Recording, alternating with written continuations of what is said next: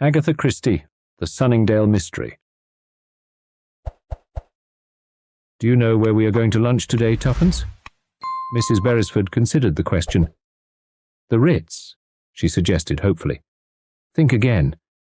That nice little place in Soho? No. Tommy's tone was full of importance. An ABC shop.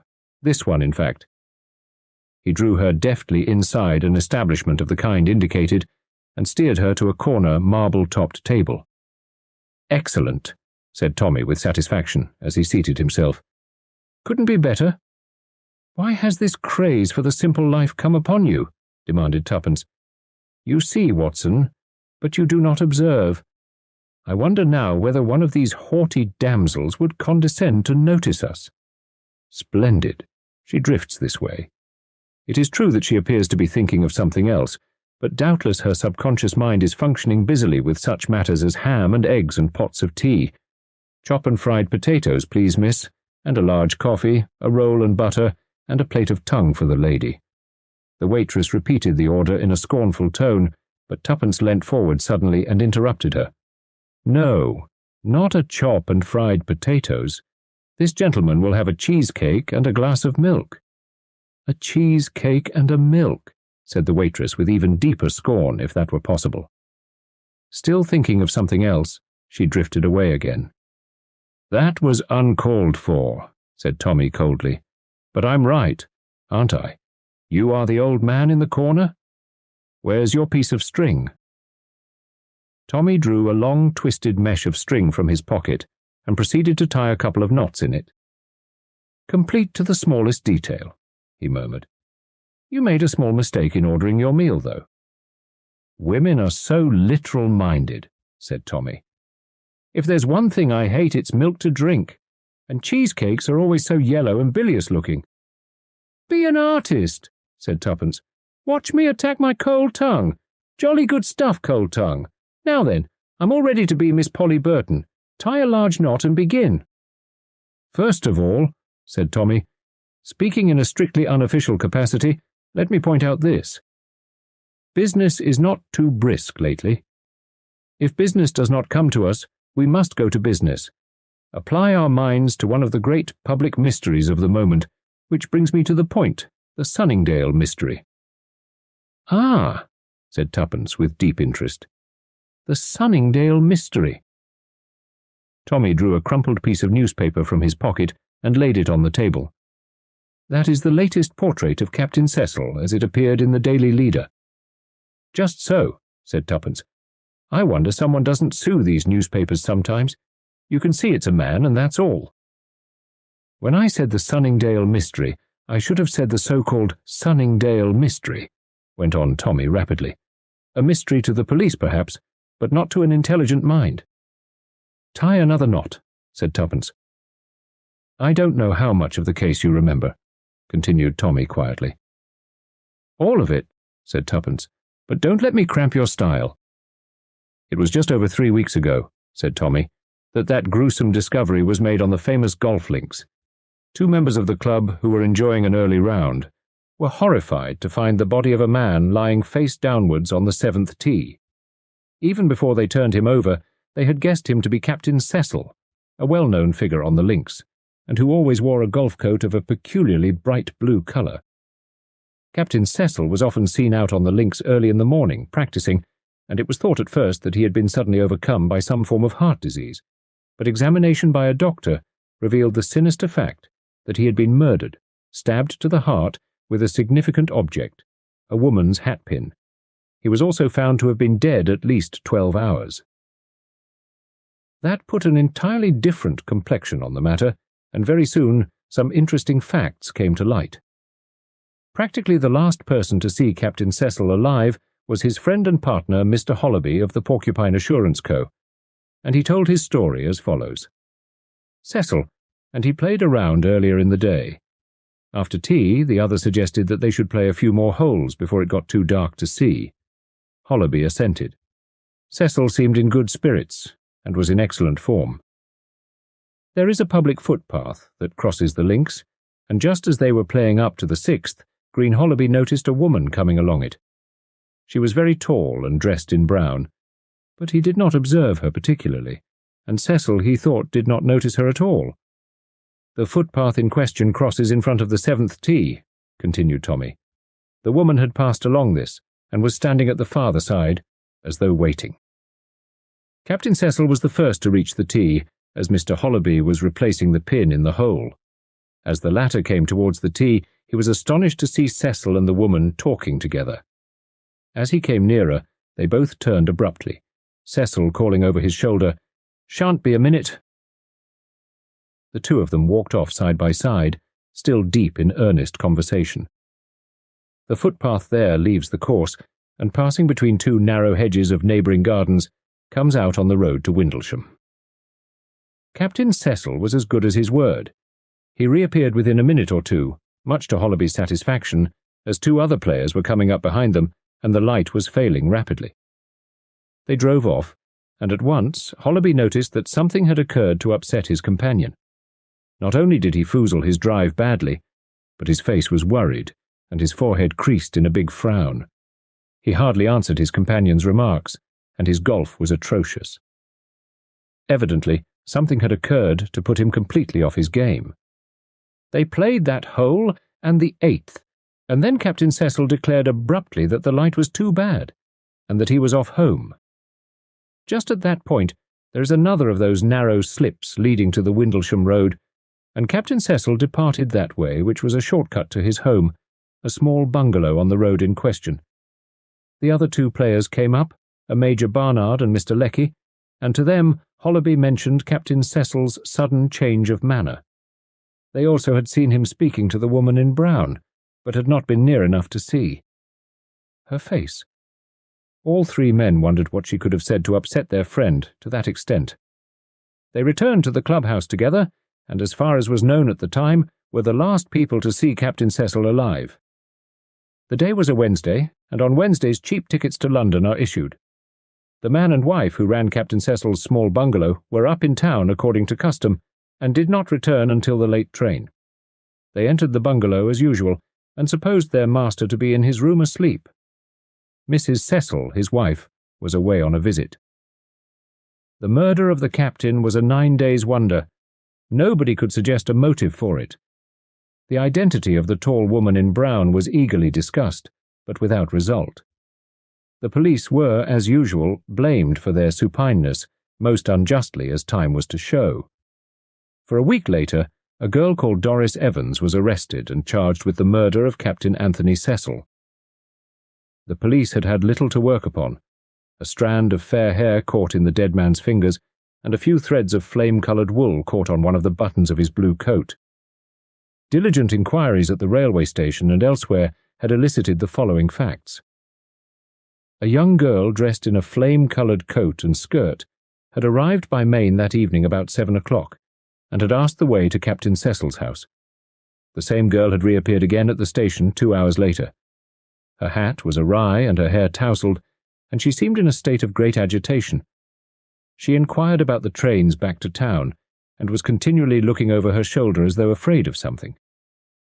Our police force is in many ways very wonderful. With this slender evidence to go upon, they managed to track down the girl, and identify her as one Doris Evans. She was charged with murder, and cautioned that anything she might say would be used against her, but she nevertheless persisted in making a statement, and this statement she repeated again in detail, without any substantial variation, at the subsequent proceedings. Her story was this.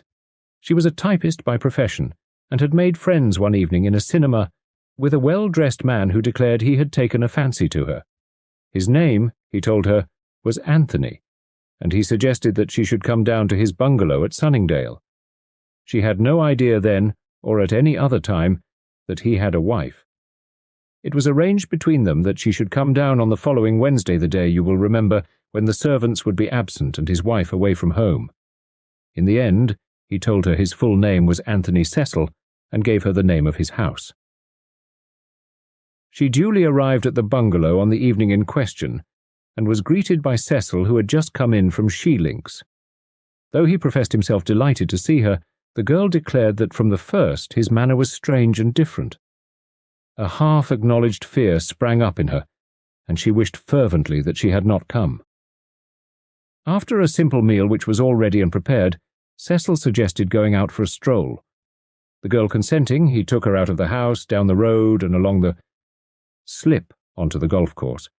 And then suddenly, just as they were crossing the 7th tee, he seemed to go completely mad. Drawing a revolver from his pocket, he brandished it in the air, declaring that he had come to the end of his tether. "Everything must go. I'm ruined, done for. And you shall go with me. I shall shoot you first, then myself. They will find our bodies here in the morning, side by side, together, in death." And so on a lot more. He had hold of Doris Evans by the arm, and she, realizing she had to do with a madman, made frantic efforts to free herself, or failing that, to get the revolver away from him.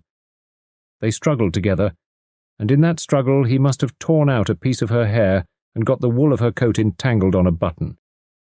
Finally, with a desperate effort, she freed herself and ran for her life across the golf links, expecting every minute to be shot down with a revolver bullet.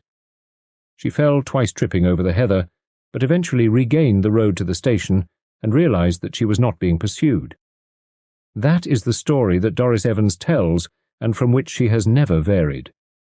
She strenuously denies that she ever struck at him with a hat-pin in self-defense, a natural enough thing to do under the circumstances, though, and one which may well be the truth. In support of her story, a revolver has been found in the furze bushes near where the body is lying. It had not been fired. Doris Evans has been sent for trial, but the mystery still remains a mystery. If her story is to be believed, who was it who stabbed Captain Cecil? The other woman, the tall woman in brown whose appearance so upset him. So far no one has explained her connection with the case. She appears out of space suddenly on the footpath across the links. She disappears along the slip, and no one ever hears of her again. Who was she? A local resident? A visitor from London? If so, did she come by car or train? There is nothing remarkable about her except her height. No one seems to be able to describe her appearance. She could not have been Doris Evans, for Doris Evans is small and fair, and moreover was only just then arriving at the station. The wife, suggested Tuppence. What about the wife? A very natural suggestion, but Mrs. Cecil is also a small woman, and besides, Mr. Hollerby knows her well by sight, and there seems no doubt that she was really away from home. One further development has come to light. The Porcupine Assurance Co. is in liquidation. The accounts reveal the most daring misappropriation of funds. The reasons for Captain Cecil's wild words to Doris Evans are now quite apparent. For some years past, he must have been systematically embezzling money. Neither Mr. Hollerby nor his son had any idea of what was going on. They are practically ruined. The case stands like this. Captain Cecil was on the verge of discovery and ruin. Suicide would be a natural solution, but the nature of the wound rules that theory out. Who killed him? Was it Doris Evans? Was it the mysterious woman in brown? Tommy paused, took a sip of milk, made a wry face, and bit cautiously at the cheesecake. "Of course," murmured Tommy. "I saw at once where the hitch in this particular case lay, and just where the police were going astray." "Yes," said Tuppence eagerly. Tommy shook his head sadly. "I wish I did. Tuppence, it's dead easy being the old man in the corner up to a certain point. But the solution beats me.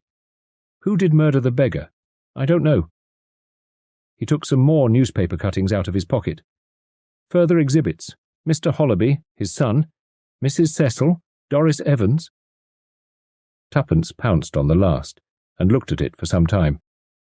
"She didn't murder him anyway," she remarked at last. "Not with a hat-pin." "Why this certainty?" "A Lady Molly Touch. She's got bobbed hair. Only one woman in 20 uses hat-pins nowadays anyway, long hair or short. Hats fit tight and pull on. There's no need for such a thing. Still, she might have had one by her. My dear boy, we don't keep them as heirlooms. What on earth should she have brought a hat-pin down to Sunningdale for?" "Then it must have been the other woman, the woman in brown. I wish she hadn't been tall. Then she could have been the wife. I always suspect wives who are away at the time and so couldn't have had anything to do with it. If she found her husband carrying on with that girl, it would be quite natural for her to go for him with a hatpin." "I shall have to be careful, I see," remarked Tommy. But Tuppence was deep in thought and refused to be drawn. "What were the Cecils like?" she asked suddenly. "What sort of thing did people say about them?" "As far as I can make out, they were very popular. He and his wife were supposed to be devoted to one another. That's what makes the business of the girl so odd. It's the last thing you'd have expected of a man like Cecil. He was an ex-soldier, you know. Came into a good bit of money, retired, and went into this insurance business. The last man in the world, apparently, whom you would have suspected of being a crook." "Is it absolutely certain that he was the crook? Couldn't it have been the other two who took the money?" "The Hollobys. They say they're ruined." "Oh, they say. Perhaps they've got it all in a bank under another name. I put it foolishly, I dare say. But you know what I mean. Suppose they'd been speculating with the money for some time, unbeknownst to Cecil, and lost it all. It might be jolly convenient for them that Cecil died just when he did." Tommy tapped the photograph of Mr. Holloby Sr. with his fingernail. "So you're accusing this respectable gentleman of murdering his friend and partner? You forget that he parted from Cecil on the links in full view of Barnard and Lecky and spent the evening in the Dormy house. Besides, there's the hatpin." "Bother the hatpin," said Tuppence impatiently. "That hatpin, you think, points to the crime having been committed by a woman?" "Naturally. Don't you agree?" "No. Men are notoriously old-fashioned. It takes them ages to rid themselves of preconceived ideas. They associate hatpins and hairpins with the female sex, and call them women's weapons. They may have been in the past, but they're both rather out of date now. Why, I haven't had a hatpin or hairpin for the last 4 years. Then you think? That it was a man killed Cecil. The hatpin was used to make it seem a woman's crime." "There's something in what you say, Tuppence," said Tommy slowly. "It's extraordinary how things seem to straighten themselves out when you talk a thing over." Tuppence nodded. "Everything must be logical if you look at it the right way. And remember what Marriott once said about the amateur point of view, that it had the intimacy. We know something about people like Captain Cecil and his wife. We know what they're likely to do and what they're not likely to do. And we've each got our special knowledge." Tommy smiled. "You mean," he said, "that you are an authority on what people with bobbed and shingled heads are likely to have in their possession, and that you have an intimate acquaintance with what wives are likely to feel and do." "Something of the sort. And what about me? What is my special knowledge? Do husbands pick up girls, etc.? "No," said Tuppence gravely. "You know the course you've been on it, not as a detective, searching for clues, but as a golfer. You know about golf, and what's likely to put a man off his game. It must have been something pretty serious to put Cecil off his game. His handicaps too, and from the 7th tee on he played like a child, so they say." "Who say?" "Barnard and Lecky. They were playing just behind him, you remember? That was after he met the woman, the tall woman in brown. They saw him speaking to her, didn't they?" "Yes, at least," Tommy broke off. Tuppence looked up at him and was puzzled. He was staring at the piece of string in his fingers, but staring with the eyes of one who sees something very different. "Tommy, what is it?" "Be quiet, Tuppence. I'm playing the 6th hole at Sunningdale. Cecil and old Holloby are holding out on the 6th green ahead of me. It's getting dusk, but I can see that bright blue coat of Cecil's clearly enough. And on the footpath to the left of me there's a woman coming along. She hasn't crossed from the ladies' course, that's on the right. I should have seen her if she had done so. And it's odd I didn't see her on the footpath before, from the 5th tee, for instance." He paused. "You said just now I knew the course, Tuppence. Just behind the 6th tee, there's a little hut or shelter made of turf. Anyone could wait in there until the right moment came. They could change their appearance there. I mean, tell me, Tuppence, this is where your special knowledge comes in again. Would it be very difficult for a man to look like a woman, and then change back to being a man again? Could he wear a skirt over +4s, for instance?" "Certainly he could. The woman would look a bit bulky, that would be all. A longish brown skirt, say, a brown sweater of the kind both men and women wear, and a woman's felt hat with a bunch of side curls attached each side. That would be all that was needed. I'm speaking, of course, of what would pass at a distance, which I take to be what you are driving at. Switch off the skirt, take off the hat and curls, and put on a man's cap which you can carry rolled up in your hand, and there you'd be back as a man again. And the time required for the transformation? From woman to man, 1.5 minutes at the outside, probably a good deal less. The other way about would take longer. You'd have to arrange the hat and curls a bit, and the skirt would stick getting it on over the +4s. That doesn't worry me. It's the time for the first that matters. As I tell you, I'm playing the 6th hole. The woman in brown has reached the 7th tee now. She crosses it and waits. Cecil in his blue coat goes towards her. They stand together a minute, and then they follow the path round the trees out of sight. Hollaby is on the tee alone. 2 or 3 minutes pass. I'm on the green now. The man in the blue coat comes back and drives off, foozling badly. The light's getting worse. I and my partner go on. Ahead of us are those two, Cecil slicing and topping and doing everything he shouldn't do. At the 8th green, I see him stride off and vanish down the slip. What happened to him to make him play like a different man? The woman in brown? Or the man, if you think it was a man? Exactly. And where they were standing out of sight, remember, of those coming after them, there's a deep tangle of furze bushes. You could thrust a body in there, and it would be pretty certain to lie hidden until the morning. Tommy, you think it was then? But someone would have heard. Heard what? The doctors agreed death must have been instantaneous. I've seen men killed instantaneously in the war. They don't cry out as a rule, just a gurgle or a moan, perhaps just a sigh, or a funny little cough. Cecil comes towards the 7th tee, and the woman comes forward and speaks to him. He recognizes her, perhaps, as a man he knows masquerading. Curious to learn the why and wherefore, he allows himself to be drawn along the footpath out of sight. One stab with the deadly hatpin as they walk along. Cecil falls dead. The other man drags his body into the furze bushes, strips off the blue coat, then sheds his own skirt and the hat and curls. He puts on Cecil's well-known blue coat and cap and strides back to the tee. 3 minutes would do it. The others behind can't see his face, only the peculiar blue coat they know so well. They never doubt that it's Cecil, but he doesn't play Cecil's brand of golf. They all say he played like a different man. Of course he did. He was a different man. But, point number 2, his action in bringing the girl down there was the action of a different man. It wasn't Cecil who met Doris Evans at a cinema and induced her to come down to Sunningdale. It was a man calling himself Cecil. Remember, Doris Evans wasn't arrested until a fortnight after the crime. She never saw the body.